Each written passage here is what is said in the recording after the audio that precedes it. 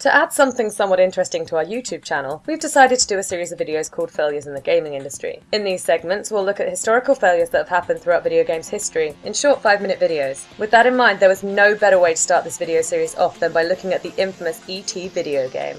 E.T. the Extraterrestrial is an adventure video game developed and published by Atari Inc. for the Atari 2600 video game console. It is based on the critically acclaimed film of the same name, and was designed by Howard Scott Warshaw. The objective of the game is to guide the character through various screens to collect 3 pieces of an interplanetary telephone that allow him to contact his home planet.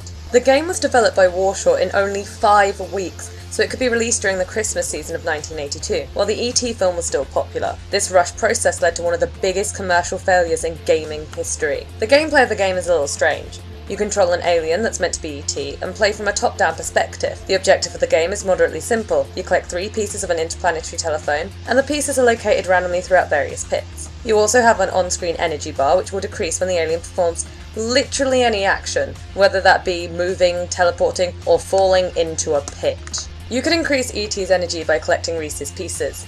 Once you have all 3 pieces, you must guide the alien, I refuse to call that scary thing E.T., to an area where he can use the phone to call his home planet. After that phone call, you have to reach the spaceship in a given time and get rescued by the other aliens that abandoned you. After that, the game starts again with the exact same difficulty level. The only change is the location of the telephone pieces. The game will only end when your energy bar depletes, or you quit the game. As stated earlier, the game was completed in just 5 weeks. The total production costs for the game were estimated to be $125 million. Part of the cost of this game came from paying for the rights to E.T.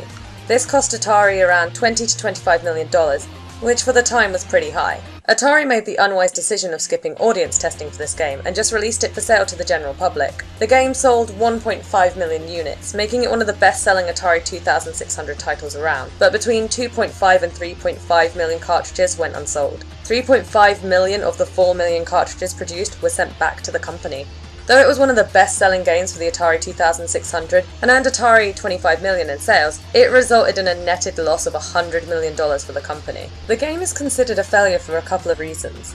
It is known to be one of the causes of the video game industry crisis of 1983, and also made Atari report a $536 million loss in 1983, which led to the company being divided and sold in 1984. The most interesting part of this story is what Atari did with the leftover games. It's reported that Atari dumped the games into a landfill site in Mexico. Rumour has it over 3 million of those game cartridges were buried in that landfill site. Well, that's all for this installment, so subscribe to our channel for more video game failures. Thank you for watching!